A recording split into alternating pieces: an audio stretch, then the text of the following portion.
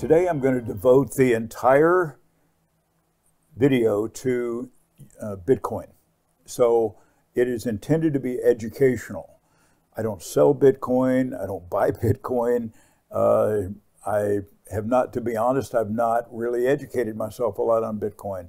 My bias, which I've been upfront about, is precious metals.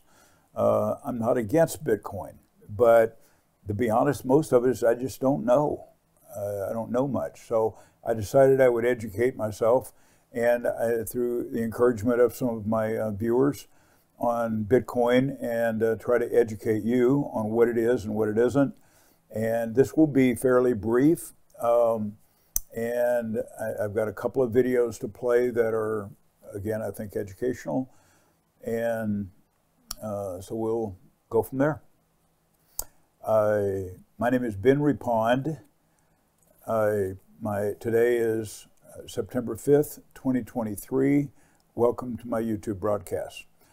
The first piece I'm going to play is from NBC. This is done about 3 years ago. So this was done in 2020, and you will notice that in the video, the content. I think it's helpful. It's fairly brief. It gives you a good background. It's professionally done. And then I will explain what I'm going to do next. And I think you'll find that interesting as well. So take a listen to this piece from NBC. We're in a nascent technology. Steve Lupian has made it his full-time job to explain exactly what Bitcoin is. He's a professor of blockchain and cryptocurrency at the University of Wyoming, one of the only schools in the country where students can get a minor in the subject. To understand Bitcoin, he says you should first think about gold. You can't walk into McDonald's right now and buy a Big Mac fries and a Coke, with a gold bar, but that doesn't mean it doesn't have value. And that's kind of where I put Bitcoin today. And how did gold become valuable to begin with? A couple thousand years ago, during the late Bronze Age, people decided that gold was valuable because it looked nice and was reasonably scarce. People started trading gold and paying for labor with it. Meanwhile, others learned how to mine it for profit. Eventually, governments decided to create a representative paper currency like the US dollar. Fast forward to today, the dollar hasn't been backed by gold for decades. Today in the United States, we recognize a piece of cotton paper with some ink on it with a picture of a dead president as having value. Well, the intrinsic value of a bill is like 0.002 cents. What gives it its value is the faith and the credit in the U.S. government. The only reason this piece of paper is worth $1 is because society has agreed on that, and there are structures to support its value. Turns out crypto isn't so different. Let's take a look at the biggest one of them all, Bitcoin. After the financial crisis, some people decided they wanted to make a new kind of currency in the digital age. And on January 3rd, 2009, Bitcoin was born. Just like gold, Bitcoin is a currency, but it also must be mined. Once it's mined, a Bitcoin is tracked through something called a blockchain. A blockchain is like a Google spreadsheet or those old interoffice envelopes. Information is added to the blockchain through transactions. Every 10 minutes or so, a new block of information is added to the Bitcoin blockchain. But that data needs to be verified, which requires very sophisticated computers. And the people who run those computers are rewarded with Bitcoin. Part of the design of Bitcoin is that the reward for mining is less and less over time, increasing scarcity of the coin. In 2009, when it launched, rewards were 50 Bitcoin. Today, it's only 6.25 Bitcoin. There will never be more than 21 million Bitcoins in existence, which is by design to maintain its value. Just like gold, these Bitcoins that are rewarded can be traded on an open market where anyone can buy or sell them. Their value is determined simply by what people are willing to pay for them, similar to how the stock market works. But unlike the stock market or traditional financial systems, the Bitcoin network runs 24 hours a day and hasn't had an outage in nearly 10 years. So they talk about something in that video, which is that basically Bitcoin and the dollar are not backed by anything, especially the dollar. And so I wanted to go back a ways and At one point, earlier in the 20th century, we had, and I don't know on what date, but I think it was between 1944 and 1973. That's my impression. So probably through the later 40s and in the 50s, we had 16,000 tons of gold. The gold is primarily in Fort Knox and in the U.S. The Federal Reserve Bank in the basement of that, in a vault in New York City, the New York Federal Reserve. Now, and I learned through Jim Rickard's book, The Death of Money, I learned that that vault sits on the bedrock in Manhattan. The bedrock is 90 feet, let's just say 9 stories, below street level. 90 feet down are the vault, and there's a picture of what they look like. It's amazing. And I won't go into the story about what's across the street and all that, but 16,000 tons. That gold, because of the deal that they made in the Bretton Woods Accord in 1944 in Bretton Woods, New Hampshire, where the U.S. the dollar became the reserve currency of the world, they made a deal that they would back it with gold, which means that countries who held dollars could actually exchange that for gold. There was an equivalency, you'd call it gold-backed currency. And so France and Germany and the Netherlands after World War II, mostly those, decided that they would exchange those dollars because we were spending the dollars overseas, and they were holding paper. Yeah, it's backed by gold, but they'd rather have the gold. So they exchanged it. They'd send literally ships with dollars on them, just ships with dollars, and exchange those for gold. They cleaned us out to the tune of about 8,000 tons. And we gave them that because that was a deal that we made. And then President Nixon, in the middle of the night, said, no, you can take that latest ship and send it back where it came from. We're not going to honor that deal anymore. And he broke the Bretton Woods Accord. And at that point, the dollar became separated from gold. It was not backed by gold at that point. And so today, from that point forward, the dollars, and this chart I'm showing right here, I put a mark here in 1973. There was $810 billion of dollars in circulation, less than $1 trillion. Today, you can see, this came off the Federal Reserve website, today there are $20 trillion. So everything that happens, the way I look at it, I'm kind of simple, so I just look at this very simply. Everything that happened from 810 billion to 20 trillion, that was printed or digital money that went into circulation. Did we add anything to the 8,000 tons of gold that we were stripped down to in 1973? No, we did not to my knowledge. What's on the internet is I don't know. I don't think it's been audited.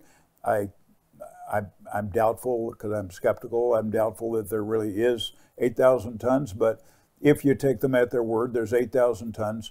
So everything that happened after here, not 1 ounce of gold was added at Fort Knox or the New York Federal Reserve Building. Interesting. But look at the dollars that were printed. The dollar is a piece of paper. There's also a lot more digital dollars than there are paper dollars. They're both worth approximately zero. Where is the value? They refer in the video to the fact that it's backed by the full faith and credit of the U.S. government. Well, who's that? Okay, let's go back. I know a number in my head. In 1980, we had $1 trillion of debt. Today, we have 32 trillion of debt. 1 to 32. Have we paid back any money? We have no plan to pay that money back. We have no plan to pay the interest on it. That's the U.S. credit. That's a U.S. government. So we say, okay, this is backed by a government that's so far in debt they can't even pay the interest on their debt, and they're going back further into debt, about $1.5 trillion every year. That's the government that's backing this. So when you say the dollar is really not worth anything, or it's printed or digital, and so then you go over to Bitcoin and you say, okay, well, Bitcoin doesn't have any backing either. Whatever you want to say about Bitcoin, you can say all of that and then some about the dollar. With Bitcoin, there actually is a process to mine that and satisfy. There's a lot of work and a lot of energy and a lot of, electrical energy and computing power and so forth that goes into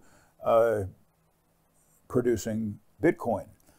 With dollars, today they used to be you'd have to print these, but today all you have to do is they just hit a button and drop whatever amount of money into the system, and it's digital currency. They don't even go to the printing press. We refer to it as printed money or the printing press, but it no longer is. It's digital.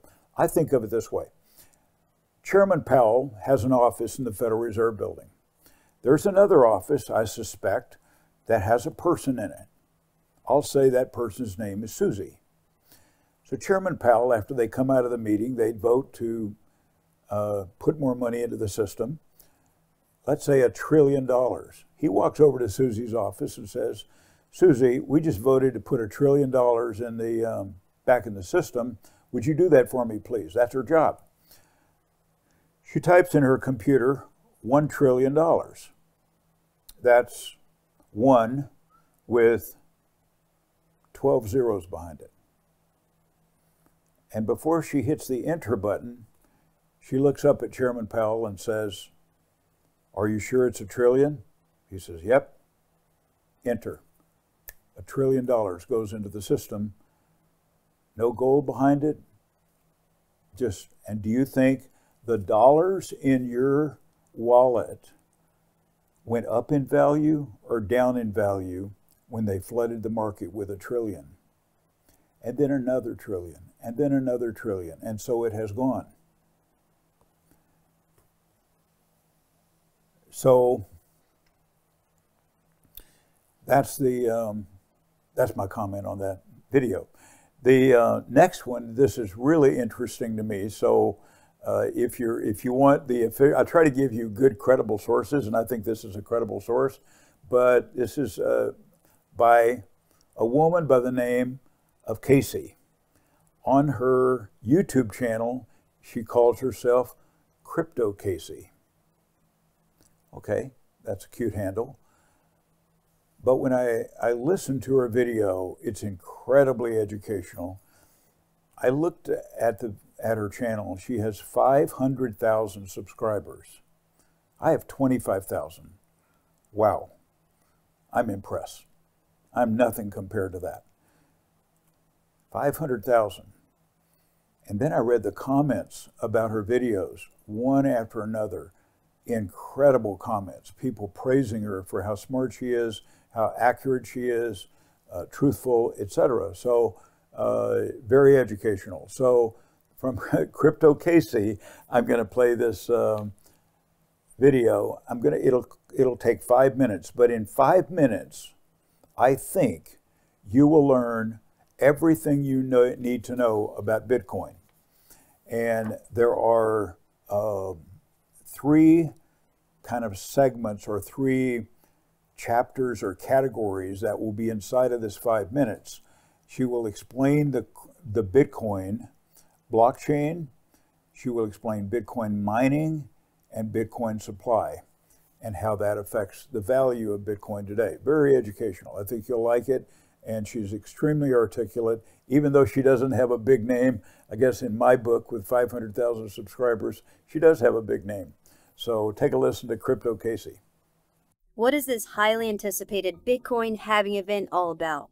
And why should we be preparing for it now rather than later? Could we be in the final months before a Bitcoin price explosion, before reaching new all-time highs, Past the previous $67,000 price point, well, there are 3 key concepts about Bitcoin in the Bitcoin network we need to quickly go over so we all have a better understanding of what the Bitcoin halving is, why it happens, and how it has historically affected the price, so we can be prepared for the next halving taking place in early 2024. Concept 1.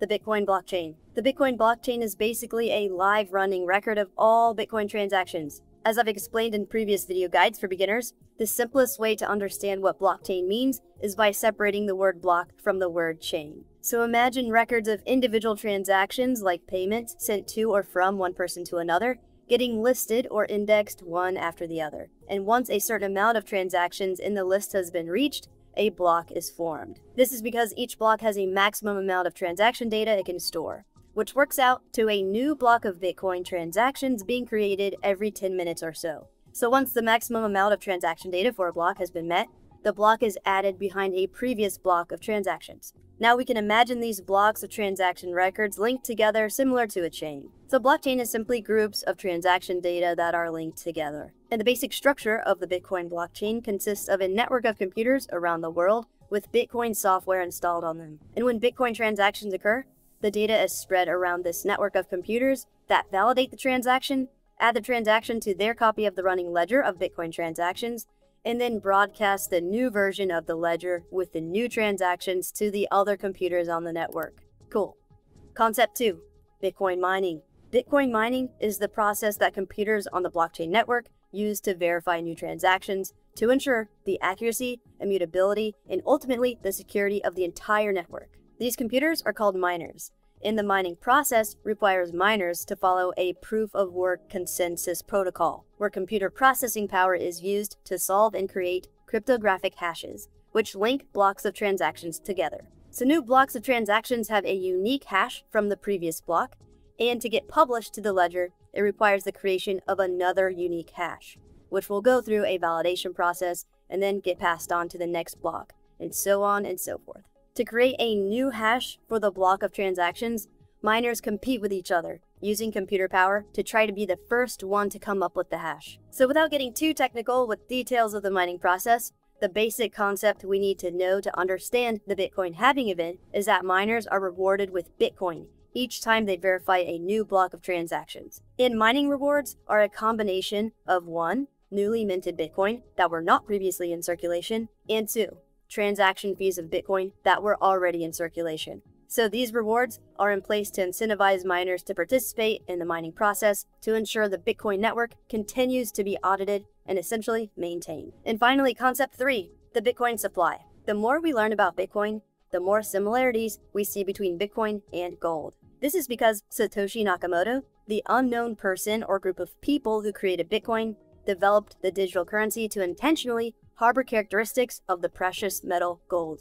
We recognize this in the Bitcoin mining process we previously discussed. Prospecting for new gold deposits, building out a mine, and operating a mine to extract gold is laborious, similar to the immense computing power required by Bitcoin miners to perform guesswork to create new unique hashes to validate new blocks of transactions. Another gold-like characteristic Satoshi programmed into Bitcoin is a maximum supply. So the total amount of Bitcoin that can ever exist is 21 million units. This 21 million unit maximum was established to mirror gold's stable inflation rate. One way to understand this concept is to consider in the future when new gold prospects become extremely rare and mining costs of new prospects increase until it becomes too expensive to mine new gold. So as a result, the fixed supply of pre-mined gold increases in value over time, since new gold cannot be created. So this is the same idea with Bitcoin, because over time with a fixed supply and steady or increased demand, the value of Bitcoin over time will increase instead of decrease. In the traditional context of inflation,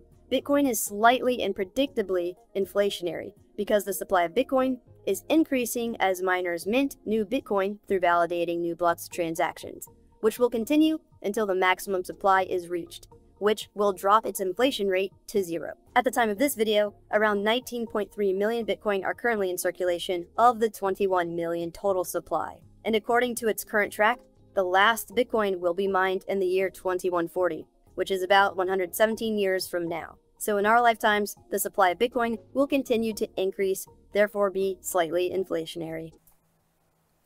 And finally, from the same chart that I just showed you on the from the Federal Reserve, the money supply, M2, which is money supply, that chart went back to 1959. It's a long chart. That's why I took up the whole screen.